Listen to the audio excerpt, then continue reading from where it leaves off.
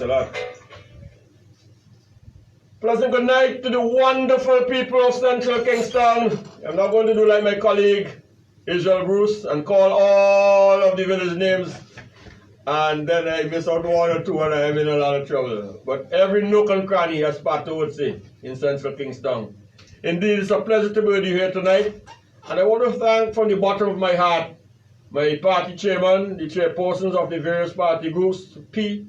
and Roy King and Kenny, for Sharps and Old Montrose respectively. I have to shout out definitely Zainai, the baddest Calypsonian. What he used to be, I don't think he's any bad John Calypsonian again, but I don't want to put it to the test. Ozzy said tonight, and it is true, I remember in 2001, because he was reminding me it's about 20 years now that we are into this sojourn. When I was driving across the Sharps playing field, one day you would say, look, you just keep driving, and wouldn't stop. We for you, you know. Pull up here and reason with the brethren. And with men like Cowdrey and so forth, we never turned back. And 20 years after, Ozzy is still here with me, faithful, and giving me all the support he can. Kenny spoke about how we got together when he came off the ship. I remember we were just outside the gate of Carmen Martindale, Astra, the dynamo from Canada. And he literally speaking came off the street and into my new van, the white Infinity, it was at the time, yeah. And he drove all that day. I didn't even know him. But he impressed me with great confidence, you know. And of course, then the PM glad to have here to replace that old strong support I had. Yeah. Phony Millington, you know. And so we are a good team, but we take you for granted. You know, sometimes I say in politics, you start by coming to a constituency, ladies and gentlemen, and first of all, people become your supporters. And in very quick time, you develop that relationship and supporters become friends. Yes.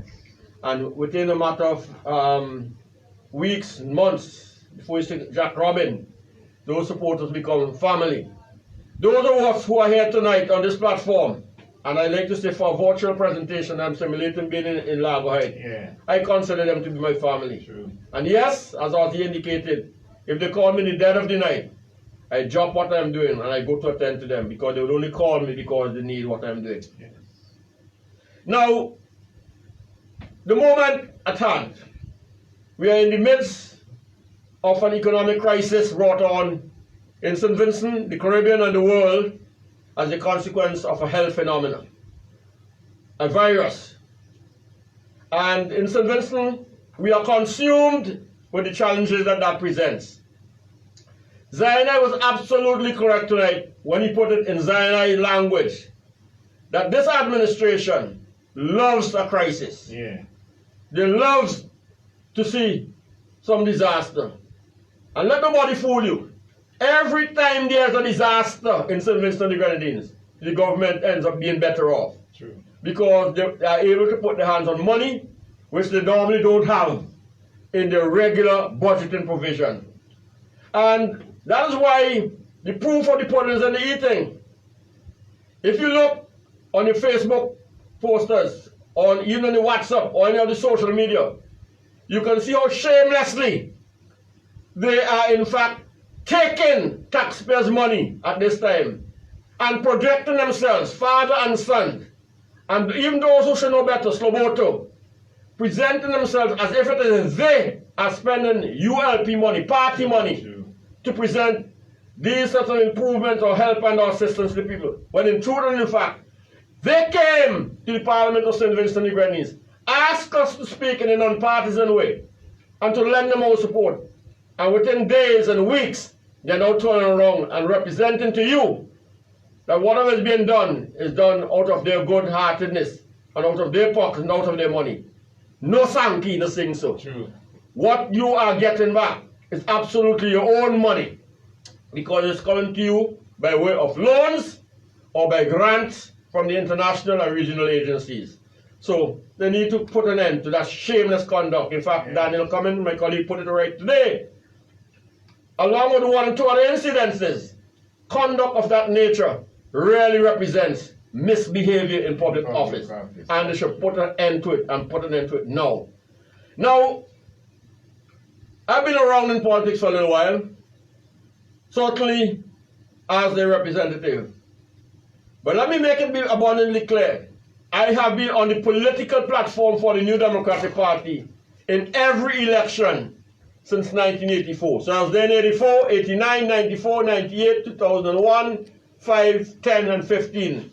And God willing, I should be there in this 2020 election. And one of the purposes of being here tonight and to speak to you at home and in the diaspora is to say pointedly to you, while we have a right to be zeroing in on the challenges presented to us by this COVID pandemic, let no one fool you. Like a thief in the night, if we only blink, the Unity Labour Party would spring an election on the New Democratic Party. Sure. So it's absolutely important, it's imperative that we make sure that it's oil in our lamp. Yes. And when you come to elections, as Sir James reminds us, nobody has any seat. True. I was elected 5 years ago, close to that.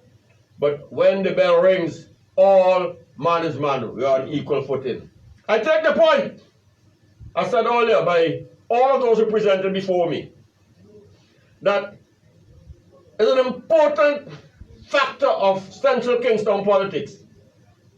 Just as you have had in West Kingston, even though it may change on this occasion, on every single occasion that we have had an election in Central Kingston, they have changed the candidate. First it was Sayers, he came and he went. Cheated his way and went. Charles came and he went. My good friend Bibbs, and I'm not going to say negative about him because I think he's beginning to see the light. I think we can work together. He came and he took his departure. I identify those names simply to make the point that they all had grandiose plans. True. Grandiose plans for the development of Central Kingston. But alas, one election, you lose, and you are no more. Where is the community development programs? Where are the economic plans? Where are the social development plans that they all had? It just simply dissipated in thin air. But for good reason, my listeners, I want to tie an observation that those presenters tonight have given to you to another important feature of Central Kingston. Yes, Zion is correct when he said that right across the street in the road I still call Mother Rosa Street, it is in terrible condition and it's begging out for assistance. A few blocks down the road, it's the same thing coming across that street from Dam Wall. Grass is growing in the street. You can play golf there. Yeah. Or some other street game because of the absence of attendance. And you see that in so many places in the constituency. No attention that is given. In Lago Heights, after 20 years, and we're talking now about a stimulus program, you can't even build one crossing, one river bridge to take us from one side of the stream or river over to the other side. We're still grateful that it's the Antrobus who have put down the only proper crossing there, saving except for the one that we sponsor by self-help and develop. So where's the love in the very community that the leader of this country lives, for the people who surround him? It is a total absence. Yes. But that's not the punchline I want to make with respect to Central Kingston and project development. I want people to see the vindictive nature, the spiteful nature, the backwardness, the bad-mindedness that the government and the ULP has towards Central Kingston. And why, in a real sense, I have had to stand up for 20 straight years. Parnell Campbell, many would say, was one of the most outstanding intellectuals and attorney generals in this country. Ralph brought him to his knees. True. And he became a shadow of himself. In fact, one time that very Zion I out there too, asked me, what you know about Parnell? He stand up and campaign for Parnell. I mean, he used to have a back and forth, but never unpleasant. And here we are together. Campbell was lost to Ken Boy, one of the most successful business entrepreneurs in St. Vincent and the Grenadines. Sure. He said, boy, he didn't even know where his mother grave was. Poor boy. Today, a man who gave so much to St. Vincent and the Grenadines. is not inheriting or reaping the rewards of his labor and his contribution to St. Vincent and the Grenadines, which has been much, I must dare say. I will never forget him for what he has done for St. Vincent and the Grenadines. Buns Bandy came into politics. And I call those two names because Campbell was Central Kingstown, Boy was Central Kingstown. Bones Bundy came, one of St. Vincent and the region's most outstanding trade unionists. Where's Bones Bundy today? Where's trade unionism today? Humbled, brought to the knees, destroyed. You don't remember them. Sears, his own man. And Campbell told me that they hired him in Beckway for a week before the 2005 election because they thought he already lost. Sears spent a term, 2 terms in office, and not one single occasion he ever acted as a minister of government. True. Not once. Today he still makes a fool of himself on radio from time to time. Why do I say that? I say that to make the point that representative after representative, you have seen how the Unity Labour Party have destroyed the persons who have come forward to give representation in Central Kingstown. And it took great strength, will, determination, and resolve for yours truly to have been able to stick it out from 2001 to where we are today, nearly 20 years. Yes. And I'm very happy with the presentations made here tonight that people have come to understand who and what the Major represents. Because it doesn't matter what is your class, your color, your creed, or your position. If you have a good value system, especially when you come from working class background, you can never lose your way. In fact, I just say in that great Negro spiritual, I never get weary yet. And Major has never been weary of his people in Central Kingstown. Never be weary of the New Democratic Party. Never be weary of the foundation set by Sir James Mitchell. And today, more than ever, we face a challenge in St. Vincent and the Grenadines. Because I put it to you in the firmest language, as bad, iniquitous, dangerous, destructive as you feel COVID is, and indeed it is all of those things, there has been a phenomenon in St. Vincent and the Grenadines for the last 20 years that gives COVID a run for its money. That's true. And that's fear, victimization, and the inability of professional Vincentans to stand for principle, look wrong in his face, and say, I will not stand for that. St. Vincent has to come to grips with itself today. We have to love ourselves and change that course of direction. And that's where I feel the people of Central Kingstown, with yours truly as a member, and these gentlemen, all here tonight, can help to change the course ahead. And change we must, because we can find ourselves coming out of a situation where, notwithstanding the stimulus, that the cure as presented was worse than the disease. What do I mean that the cure could be worse than the disease? Come December 2020, when the money wear off, we have nothing to show for it. And we go into 2021 and we figure it's business as usual. We find a society not restructured, not organized, not prepared, in no way possible to rebuild a better St. Vincent and the Grenadines. And that's why the call made before and being made now is so important. This is not my time. I am but a vice president in the New Democratic Party. I'm grateful that the privilege I had to serve under Sir James. I'm even more grateful for the opportunity I had under Adam Users, one of the most outstanding political leaders in the history of this country. Strong man. Protest after protest, standing for a just cause. And now it's my opportunity to show how I can be a consummate team player, serving under Dr. Friday and colleagues such as Daniel Cummings, Vice President Patel, and others. And I do so manfully, hoping that we can make and effect that change. St. Vincent, small island state, vulnerable, susceptible to all the vagaries of economic development and challenges, should have and could have been in a better place today in the pandemic. That's true. It is because many people say God don't sleep. He don't put on pajamas.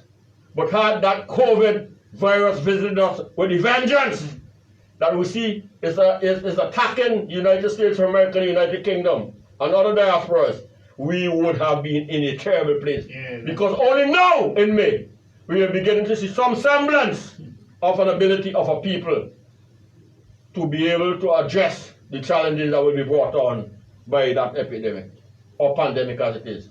In fact, who would believe that they would live to see a day? Because up to April 6th, I think it was, the United States of America had very few deaths from this pandemic. In less than 2 months, they are reaching 70,000 people. That's 3/4 of St. Vincent and the Grenadines dead. And you better understand it. Because when we said so on the political platforms of some of the colleagues who were running our campaign earlier, we said that when a problem reaches United States of America, more so when it's in Brooklyn, for all intents and purposes in St. Vincent and the Grenadines. And as we all know, a lot of the deaths, DEATHS, in the United States of America are of Vincentians who have been abroad and who are served. Today, all over the world, Vincentians are on the front line. As doctors, as nurses, as technicians, drivers, all those whose services are critical and essential for the country to go forward. In St. Vincent and the Grenadines, we see that we have had to resort, like others, and understandably so, to require a stimulus program. And what have we tried to do? We have tried to do in April what we should have done as early as February when we presented the national budget. Many would remember, or ought to remember, it was the New Democratic Party, led by President Friday, and supported by Vice President Patel, or spokesperson for agriculture, who made the point that as important as tourism is, as important as it is as a driver of our economy, it should not be at the expense of that which we have, that natural resources called agriculture. And so we find ourselves now scrambling to make right that which we have put wrong with the borrowed money. And even that, we are not doing very well. Because our many farmers are still without the provisions that they need. And we must speak to it. We must speak to it. Because there's a dishonesty to the madness that happens in the ULP government and regime. Every single name of every bus driver, van driver, farmer, vendor, poor person begging for $200, they want a name, date of birth, how many children you have, where your house is, where it ain't, your telephone number, for a single purpose, to get your vote. So don't feel for a minute that the ULP is proceeding with the stimulus program on a program of what is good for St. Vincent. It's a program of assistance to see what they can extract. As they would say, it's a very transactional relationship. Something for something. We got to do better than that. We got to do better than that. Let's take the transformational high road. Let us see how we can change what is not working for us in St. Vincent and the Grenadines. In goodness' name, how could you justify, especially at this time, coming out of the parliament, that we are still committing $90 million of taxpayers' money held by the National Insurance Scheme for a tourism sector, which certainly will not rebound in the next 5 years or the next 10 years. 2 months ago, in the parliament, we made the point that some of the monies that were coming to the government, some $45 million, could have been better utilized in agricultural, infrastructural, and small manufacturing enterprise development. So we could have had sustainable development in St. Vincent and the Grenadines. But no, the ideas are coming from the New Democratic Party, and no one would listen. Today, we should have been on the forefront of feeding the rest of the Eastern Caribbean and the wider Caribbean. And our value-added products should have been reaching all the way up to the eastern seaboard of the United States of America, all the way up to Europe. Gone are the days when we could have the geese boats coming here so that all of our agricultural products could piggy bank and give shipment, so that the small farmer could have a big life. Not happening because of a government that lacks vision and foresight. True. I said to you, in all honesty and honesty, and I know what I'm saying tonight is being recorded and listened to, because there's a perception, and there may be a reason for it, that there's a relationship in Gonzalez and Leacock. But I draw the lines between what is good for St. Vincent and what is devious for St. Vincent and the Grenadines. We have had 20 years of a Unity Labour Party rule. By their own admission, their party is 25 years old. That's what they said. Yeah. Meaning that they themselves have distanced themselves from old Labour. And they couldn't wait for Vincent Beach to die to make that distinction. True. So they are being in office for 20 years of the 25 years in existence. So all a generation of people know is of a particular regime and of a particular prime minister. I have no objection to Camilo Gonzalez achieving his own heights and self-actualizing. We all have a right to do that. I wish that for my children. I wish that for your children. But we must pay our dues. Yes. St. Vincent cannot be the laughing stock of the world. True. We are nobody's plantation. We are nobody's estate. And we cannot be run strictly by sociological underpinnings. Where am I going with that? Here is a person who is head of government. His son is the head of the money, the finance. And they're putting out the pictures that they are doing these great things for Vincent. But that son is not deputy leader of the party. He's not chairman of the party. He's not PRO of the party. He's not even a committee member of the party. And you think if you were to re-elect that government and put them into office, Gonzalez intends to run out his next 5 years in government? No! He intends certainly to hand it over to his son. Yeah. And here's the rub. Were that to happen, we will be the laughing stock of the region and the world. True. Where for the first time in our political history, a person will become a prime minister without ever having office in the party that he holds. True. Never happened before. Never happened. And I'm saying, time for change. Yes.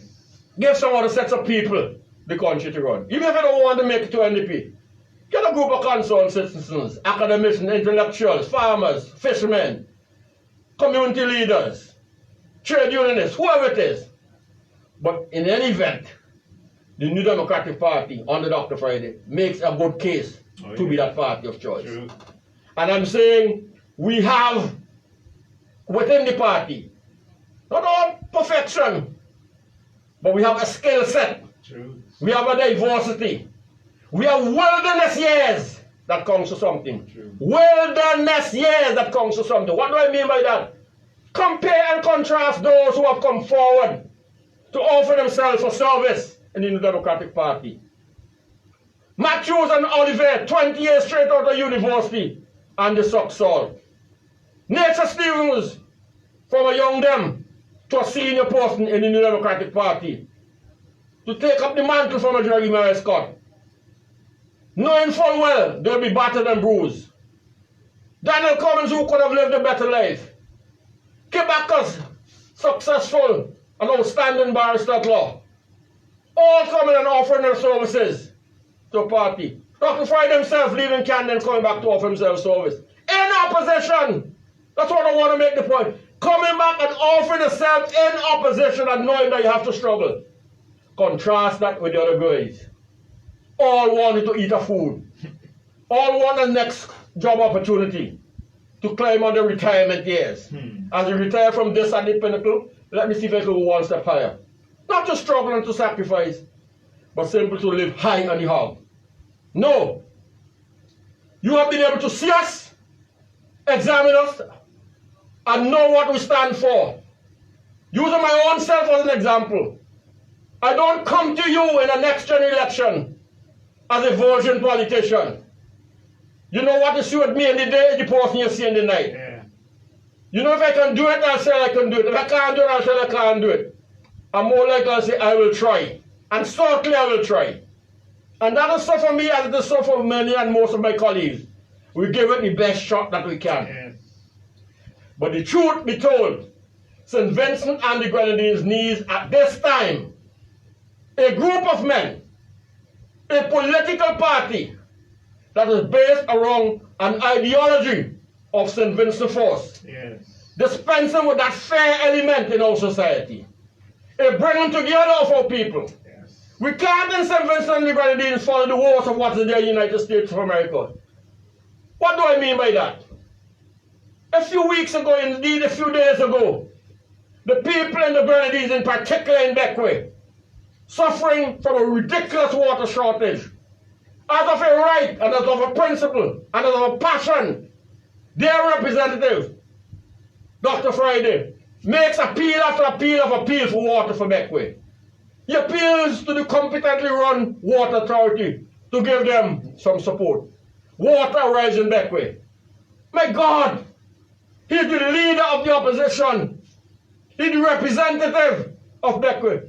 What is so wrong with him identifying and saying how he can help the water authority get water to his people? True, nothing. And you, as a leader of a country, gets up and chastises the leader of the opposition and the representative. Sick person. You have to be a sick person, sick in mind, sick in body. Yeah.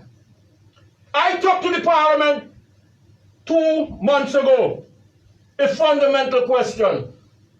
Do you believe, Mr. Prime Minister, in constituency development? And up to today, he could not answer yes to that important question. Why? Because this is his way or the highway. As the guys have said before, and I'm glad that this has taken root among our people. Once every single constituency in this country develops, automatically the whole country develops. That's true. The reverse is not true. We spent $1 billion in Argyle. I think these people stop feeling it. In Calder, in Yambu, in Baibu, in Prospect, a stone's throw away. It's not cascading. True. But had we spent that in a $50 million manufacturing plant to process every sour fruit in this country, over 10,000 people would have had a better life. True, true. Zaina said, they see me regularly. Sometimes early morning as he's going to his mountain, and he gets up earlier than Pete. Pete have to do something about that. And he's taking me up the hill. I'm coming back down from Greenville, you know. And we stop and we have our conversations, you know. And we have our own exchanges, one to the other. And you learn a lot from that angle. Because when you're walking on mornings in the street, I can know which house listen to which radio station. Yeah. I can watch who's supposed to talk to which child here to make sure the hair is combed. I can see who's making bakes. I can see who's frying this. I can see who's going to the shop. When you as a government, in the midst of COVID, couldn't answer to the people of Central Kingston a question their representative been asking, why on earth? Why should Central Kingston not have a health facility dedicated to its people? True. All these guys who are here walking me through Hollywood and heard the sad story of one guy, an elderly, gave all his years to Venlek, fell, hit his head. Family had to get him to the hospital. Got there by 9 o'clock at night. 6 o'clock in the morning, he still even get a forensic. I don't know if they still make forensic. But no attendance. And story after story after story of people can't get medical attention. Pete told me tonight, and the guy is afraid to call names. Discharged from the hospital. I have to call a private doctor and say, look after him until such time. That doesn't make any more sense. That's how we take care of people. True. I see our elderly walking through Sinal, coming up here to go up to the Sinal clinic to get attendance. When they get there's no medical record for them.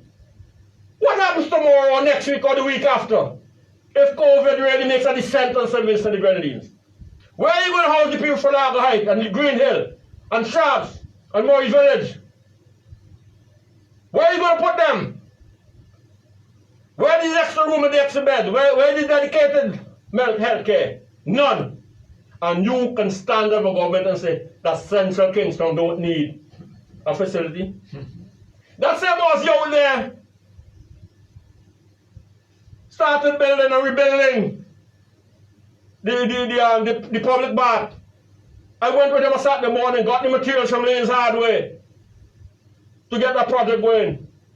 I was so shocked to see that government put a stop order to the bath in Sharps. You know it got fixed? When the police having the annual day, they wanted to do a project. We met in the church for Pastor Best. I said, boy, if you police say fix the bath, nobody gonna stop you. True. But even when they fix the bath, and I sat down in that meeting, they couldn't even acknowledge me because they might have cancelled the fix. That is the very nature of Sylvester and the Grenadines, a country that's going nowhere fast. So, are you going to go in another election and have people coming forward to you, be it in Central Kingston? We don't even call the names. We don't even call the names of the nondescripts. Yeah, no need. You know? Do you going to go in West St. George where a person watches, what do they call it? He's a member of a trade union. They couldn't even put a foot forward. May they go on last day. You watch all the atrocities. You watch what happened to Otto Sam. You watch what happened to Elvis Daniel, Johnson, Bash. You watch how hard the trade union movement has had to take the government to court to get justice among public servants. And you call yourself an upright and progressive person, and you still join that thing there and say you're going to keep them in government? I said no! No, not at all. They are not a part of ideas. The people of this country elected Eustace, Cummins and Leacock for the Kingstown to run them. Yes. We have no say in the Kingstown. Julian Francis says as long as Labour in office, he has a job. And he'll be there for 20 years as the de facto head of Kingstown. Not the elected representatives. Look what became of Joe Thomas. It must grieve his heart that St. Vincent and the Grenadines is the only country in the Commonwealth that you can't bring a constitutional motion against the government for voting no confidence. You turn that on his head. You couldn't even bring a motion to the Parliament to deal with the Representation of the People's Act.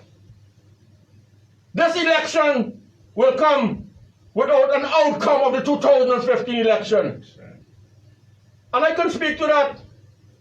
I can speak to that. I don't know if I've ever said it in a public meeting. But Campbell won Central Kingston, and he didn't win every polling station in Central Kingston. Boyer won Central Kingston.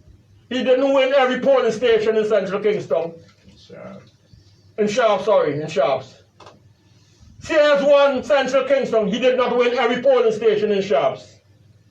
Yours truly came and won every polling station in Sharps and lost the election. Do you explain to me that statistics? How that could reasonably happen? Thief! But this election, we must be aggressive. Oh, yeah. We must be bold. We want no bread boxes for polling station, for ballot boxes. We must be vigilant. I am calling on all of my colleagues. I like what I see in Israel Bruce, in his aggression and his leadership and his dynamism. And I'm with him shoulder to shoulder as he reaches out in support of his people there in Grace. I like what I see in his senator colleague, Kebaka Smatis, in West St. George. And we need more of that. And I know many of our other colleagues are doing what they have to do. I don't have to call Daniel's name. I don't have to call the warhorse name of Nature and Patel and Terrence and others. I see how hard the leaders working on every front. To lead by example so that he can lift his whole party. And I believe, brothers and sisters, that this is the election in which you, the people of Central Kingston, you, the people of St. Vincent and the Grenadines, must take force. Yes. And you must change St. Vincent and change it for all time. Oh, yeah. With your help, with your guidance, with your dedication, with your support, with your determination, we can see this country to the promised land. Yes. We cannot have anyone exploit us and exploit our poverty and our nakedness for a few sheets of galvanized and plywood and concrete and police recruits and pigs and fertilizer. We must stand firm to a cause, because the one thing I know about us as a people, we must not, never, ever allow ourselves to become a minority in what is a Vincent's society. Don't allow ourselves to become a minority. Don't allow our manhood and our freedoms to be bought. Stand up and be counted. And respect ourselves. True. Love ourselves. Because that day of reckoning will come when generations unborn, our children and our grandchildren would ask, where were you when all this happened, when St. Vincent fell down? This year is going to be the layer of that opportunity. Yes. We in Central Kingston ask you to grasp that opportunity with both hands. Don't be sidetracked. Not at all. Don't be derailed. Don't be misled. Don't be misinformed. You know, talking about misinformed. Because sometimes these little things miss some of you. I listened to a news release this week on COVID. And the release did not say we had a 17th True. case, you know. It said we now have a 9th recovery.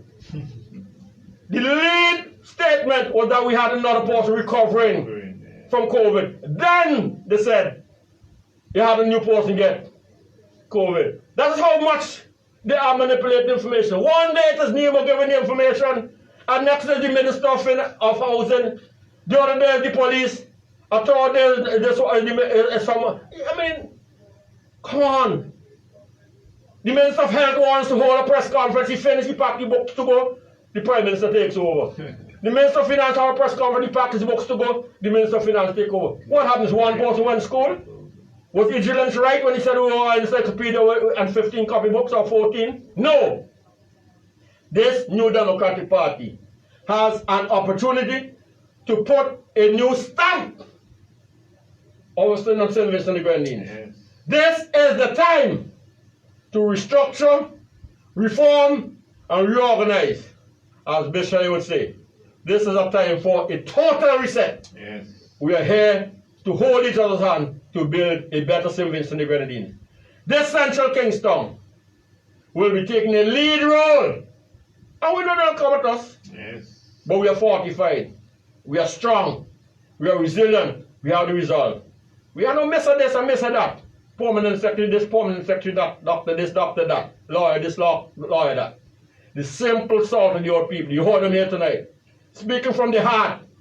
Speaking with the passion. Speaking with the pride. Speaking with the principle.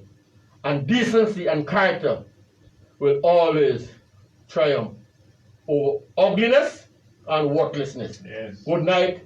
Thank you. God bless you. You'll hear from us again. Love you all. All right, then.